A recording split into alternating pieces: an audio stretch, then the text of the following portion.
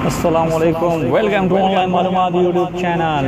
Pakistan versus south Africa third ODI match इस वक्त south Africa में जारी है। पाकिस्तान ने पहले बैटिंग करते हुए 42 ओवर में 240 रन बनाए हैं अब तक, बाकी 8 ओवर का गेम बाकी है। इस मैच की ख़ास बात इमामुल हक की बेहतरीन सेंचुरी है। दोस्तों, इमामुल हक की बेहतरीन सेंचुरी के बदौलत पाकिस्तान ने इस वक्त 42.4 ओवर में 249 रन बनाए। उनके 3 खिलाड़ी आउट है।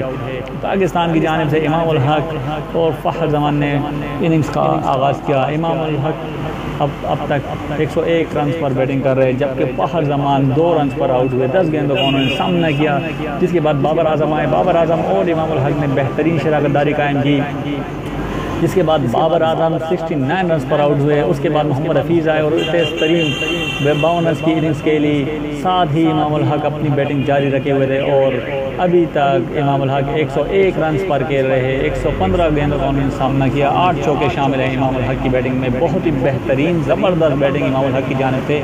101 रन पर इस वक्त बैटिंग कर रहे हैं इमामुल हक।